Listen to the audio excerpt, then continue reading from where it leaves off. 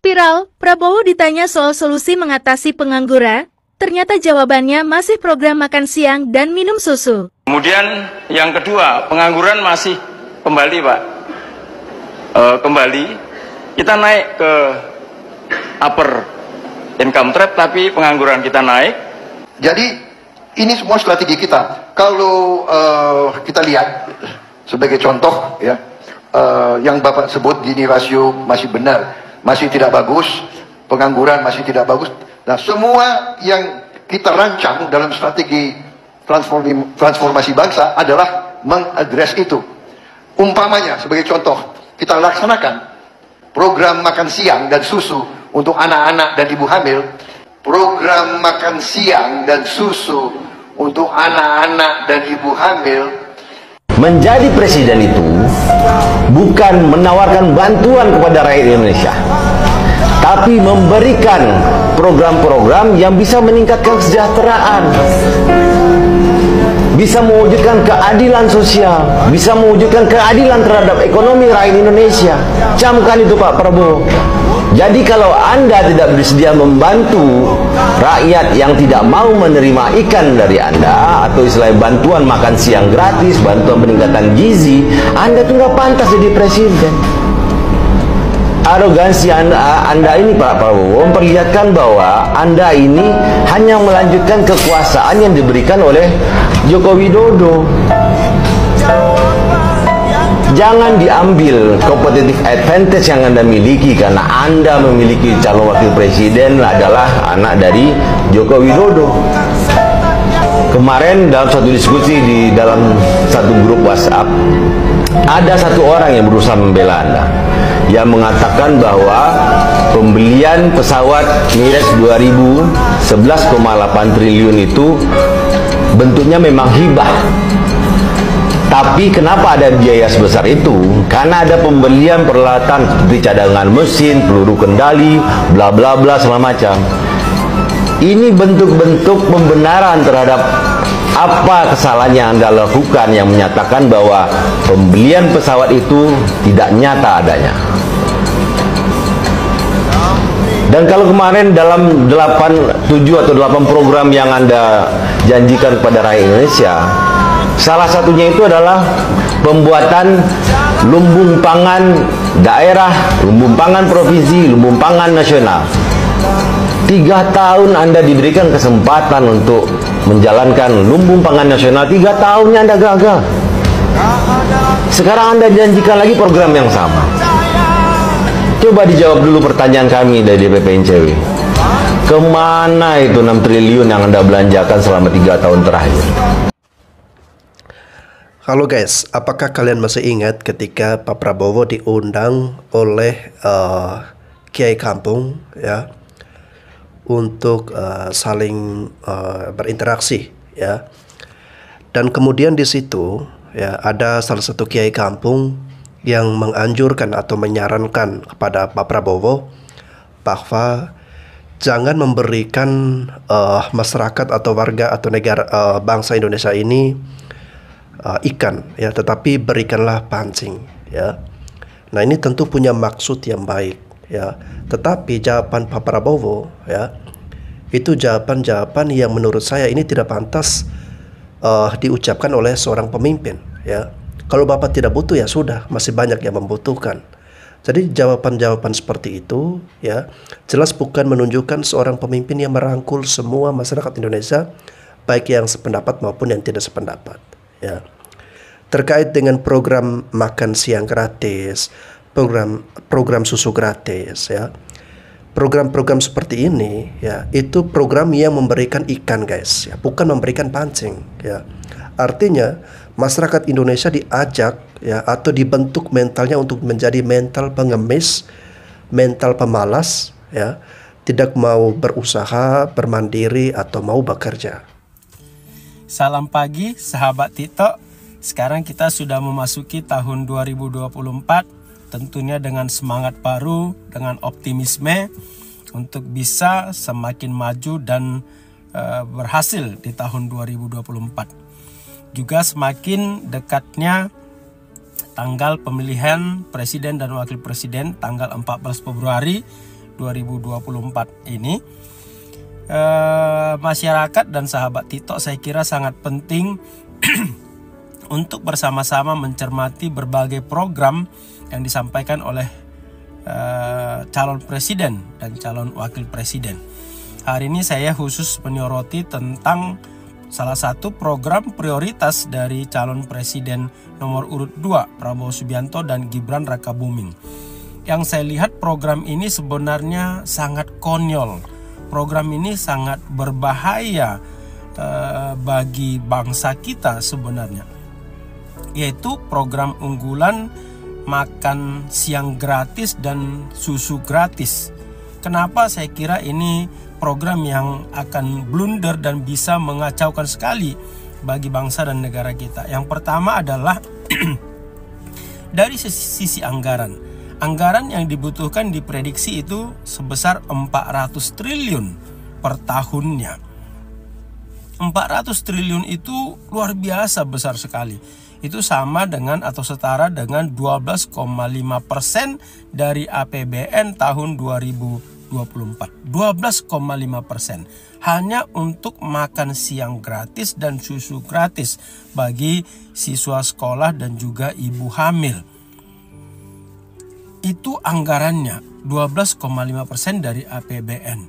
Itu sahabat Tito, kalau mau kita setarakan lagi, dana untuk pembangunan IKN itu yang sudah diprogramkan lama dan sudah membangun infrastruktur begitu besar, itu besarnya adalah 466 triliun. Itu saja sangat sulit untuk dipenuhi APBN kita, karena memang APBN hanya memberikan ruang 20% dari APBN untuk membangun IKN yang 466 triliun. Dan sisanya adalah dari dana investasi asing atau swasta. Nah, untuk sebesar itu saja masih sangat sulit sekali untuk mendapat investor dan juga untuk mengumpulkan dana itu. Konon untuk makan siang gratis saja dan susu gratis kita butuh 400 triliun. Bisa bayangkan bagaimana besarnya dana itu dan dari mana didapat itu. Kalau diberikan itu dari APBN akan sangat merusak APBN kita. Karena pendidikan sudah 25%, kemudian makan siang gratis dan susu gratis 12,5%, itu sudah 37,5% hanya untuk itu. Terus yang kedua dari segi fungsinya. Untuk apa makan siang gratis dan susu gratis itu? Kalau untuk mengentaskan yang namanya stunting bukan begitu caranya. Harus lebih terpola, bukan hanya sekedar one shot program yang memberikan makan siang saja dan susu gratis, tetapi lebih terpola, terintegrasi bagaimana masing-masing daerah mulai mengentaskan yang namanya stunting. Dari sisi pelaksanaannya juga, sahabat Tito bisa bayangkan, itu kira-kira 80 juta orang yang harus diberikan makan siang gratis dan susu itu dari Sabang sampai Merauke, karena tidak bisa dilakukan di daerah-daerah tertentu saja. Itu harus seluruh daerah supaya tidak terjadi diskriminasi dan terjadi keadilan. Anda bisa membayangkan bagaimana menyiapkan makan siangnya, bagaimana menyiapkan susunya, apakah standar makan siangnya itu disukai oleh siswa, kalau tidak suka dibuang dan tidak mau memakan, kemudian juga siapa yang menyediakannya itu sangat syarat dengan kemungkinan korupsi, kolusi, dan nepotisme juga. Dari mana bahan makanannya, siapa penyedianya, dan siapa penyedia susunya juga. Itu anggaran bisa tidak terkendali dan kacau balau. Bisa saja program ini hanya adalah gimmick untuk memenangkan dan enak didengar. Karena itu sahabat Tito, kita harus benar-benar jeli. Jangan sampai hanya untuk kemenangan dan gimmick untuk elektoral, maka terjadi kekacauan kembali di anggaran ataupun di keuangan negeri kita tercinta ini. Itu adalah satu program yang saya kira sangat blunder dan tidak bisa diteruskan. Selamat menyambut Pesta Demokrasi 2024. Oke guys, ya sangat menarik apa yang disampaikan oleh Bapak ini ya. IKN Nusantara ya untuk mendapatkan 400 sampai 500 triliun saja ya dari APBN itu sangat susah atau sangat sulit untuk terlaksana. Lah ini guys ya, ingin menghambur-hamburkan uang ya hanya untuk makan siang gratis, minum susu gratis ya. Dan anggarannya sangat besar sekali. Itu dari segi anggaran ya. Kalau nanti dari sisi pelaksanaannya ya, untuk ketersediaan bahan bakunya itu ya, supplynya ya, lalu kemudian nanti siapakah yang menghandle, memasak dan sebagainya ya, itu diprediksi atau diperkirakan akan menimbulkan banyak sekali praktek-praktek korupsi, kolusi, nepotisme. Makanya saat ini ya Pak Ganjar menawarkan program internet gratis ya. Sekarang tinggal bagaimana pilihan kita sebagai rakyat Indonesia. Apakah kita mau susu gratis ya, ataukah internet gratis? Saya lebih baik internet gratis karena dengan internet tersebut kita bisa mengeksplor ya, mencari duit, lalu kemudian bisa membeli berbagai hal guys ya. Termasuk salah satunya adalah makanan dan susu itu. Kalau masih kepo soal makan siang nih, saya berpikir soal menu ya. Karena di situ kan makan siang dapat telur, kemudian ada susu barangkali ya. Itu gimana ngatur menunya ya? Masa telur terus sepanjang minggu itu telur tiap hari telur kan nggak juga ya, pasti ada selingan. Kemudian juga pasti ada standarnya, mungkin ukuran gizinya dalam setiap porsi itu seberapa banyak gitu. Pengen tahu banget. Karena 400 triliun ya, bukan uang kecil itu. Dan seenak apa sih menu itu?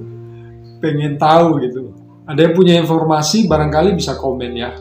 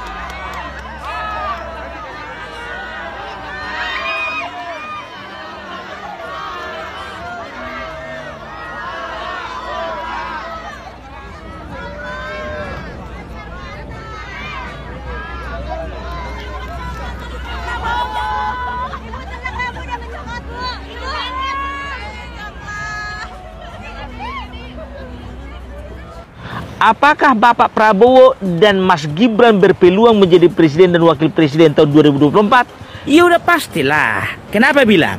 Karena mereka sudah ditetapkan menjadi calon presiden oleh KPU. Kecuali kalau kalian bilang Mario Teguh. Nggak masuk daftar KPU. Sampai mampus pun kalian cari di surat suara namanya nggak akan ada. Tapi tahu enggak kalian? Makin kesini ku tengok kompetisinya makin menarik ini. Sebetulnya aku enggak pernah mau bahas ini, tapi ku tengok ini sudah luar biasa euforianya masyarakat ini. Ya, apalagi pendukungnya Bapak Prabowo ini. Ku tengok banyak kali yang fanatik. Iya, ada satu orang, bapak-bapak ini. Saking fanatiknya dia dengan capres nomor 2 ini, setiap hari di rumah siaran TV-nya nggak pernah ganti, selalu channel nomor 2. Kalau misalnya istrinya mau nonton channel Indosiar nomor 1, dilarang. Nomor berapa itu kau bikin itu mah? Indosiar Pak biasa nomor 1, ganti. Harus nomor 2. Datang anaknya contohnya kan, mau nonton MNC TV, mau nonton Upin Ipin. Nonton apa kamu nak? Biasa Pak, Upin Ipin, ganti nomor 2. Saking fanatiknya. Ya, jadi kalau pulang kerja jangan harap anak dan istrinya bisa nonton selain channel nomor 2. Itu yang pertama. Baru yang kedua, yang kedua biar tahu kalian pas pembagian rapor anaknya, ya kan? Serang kali anaknya ini kan pulang, Pak, aku juara Pak, juara Pak. Udah ngambil rapot kau rupanya? Udah Pak. Juara berapa kau? Juara 1 lah Pak. Anak siapa dulu? Anak Bapak. Apa kau bilang? Juara 1. Sekarang kau kembali ke sekolah. Bilang sama ibumu, ganti Bu jadi juara 2. Apanya Bapak ini? Kok gak senang juara 1 Bapak? Yang penting nomor 2. Jangan nomor 1. Itulah saking fanatiknya. Dan ada lagi pengalaman yang lebih lucu lagi, biar tahu kalian. Setiap ke rumah makan kawan ini, bapak ini, selalu dipilihnya meja nomor 2. Kalau nggak meja nomor 2 nggak mau makan. Satu ketika kita makan lah dia kan, berdiri aja lah di depan itu, karena memang agak penuh kan. Pak silakan masuk aja Pak, silakan duduk aja Pak, langsung pesan makanannya. Nanti aja lah dulu katanya gitu. Kenapa rupanya Pak? Meja nomor 2 masih terisi. Masih ada ini Pak, masih ada ini Pak, di bangku meja nomor 3 aja kata gitu kan. Enggak, aku tunggu yang nomor 2. Tapi mau nggak mau karena kelaparan kan, didudukinya lah meja nomor 3 ini, ya kan? Tapi dipanggilnya pelayan, Mas sini dulu. Ya Pak, ada yang bisa dibantu. Kau tengok dulu itu, Kau tukar dulu nomor ini sama nomor meja yang itu. Yang nomor 2 bikin ke sini, yang nomor 3 pindahkan ke sana. Sampai segitunya. Dan aku yakin Bapak ini bukan satu-satunya orang yang fanatik ingin mendukung Prabowo. Dan ku tengok juga di mana-mana, jargon-jargonnya yang berkaitan dengan Prabowo Gibran itu sangat viral. Contohnya goyang gemoy. Siapa yang nggak tahu kan? Coba bayangin kalian dulu, keliling kampung aku kemarin itu udah ada yang jualan es gemoy. Ada yang menamakan kafenya Cafe Gemoy. Itu artinya apa? Belum jadi presiden mereka sudah memberikan efek positif kepada UMKM. Tapi keliling aku sekali lagi, nggak ku dapati itu namanya yang jualan es perubahan. Nggak ada itu. Bagaimana perasaan Mas Prabowo soal etik? Enggak semua etik. Pak Prabowo Subianto, Capres Republik Indonesia yang terhormat. Hidup ini ada aturan dan peraturan. Permasalahan etik atau etika yang dikenal sebagai adab itu sangat penting dalam kehidupan sehari-hari. Dari semenjak lahir sampai tua, kita mati tidak terlepas dari yang namanya etik atau etika. Saya yang masih muda sebagai seorang pelajar dituntut untuk yang namanya etik atau etika ini dari semenjak mau tidur sampai bangun tidur. Bagaimana pergaulan saya terhadap teman, guru-guru, dan orang tua, baik pergaulan di sekolah, di masyarakat, maupun di rumah, wajib mempunyai etik atau etika. Sementara Bapak seorang yang tua, mantan jenderal elit tentara, dan seorang Capres Republik Indonesia 2024. Bagaimana bisa mengabaikan dan menganggap sepele yang namanya etik? Kalau Bapak menjadi Presiden Republik Indonesia, mau dibawa kemana negara dan rakyat ini? Sementara Bapak tidak mempunyai etik. Apa enggak hancur negara ini? Cukuplah Presiden Republik Indonesia Joko Widodo yang merusak tatanan hukum dan negara ini. Jangan ditambah lagi penderitaan rakyat. Jadilah Bapak Prabowo di hari tuanya ini sebagai padi. Semakin tua semakin berisi dan menunduk, bukan menjadi keladi. Terima kasih. Pemimpin yang mengabaikan etika, ya. Nah, ini menunjukkan karakter pemimpin tersebut adalah pemimpin ya yang suka menabrak aturan, ya.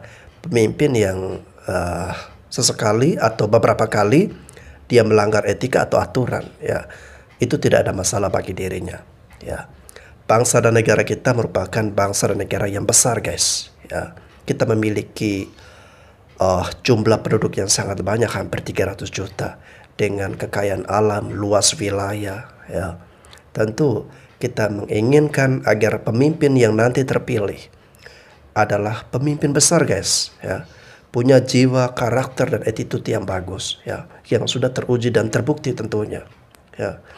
Nah sekarang kalau kita melihat program makan siang gratis, susu gratis dari Pak Prabowo ini, ya ini bukan program yang main-main, ya, karena akan menyedot anggaran yang sangat besar sekali, ya seperti yang dikatakan oleh netizen tadi.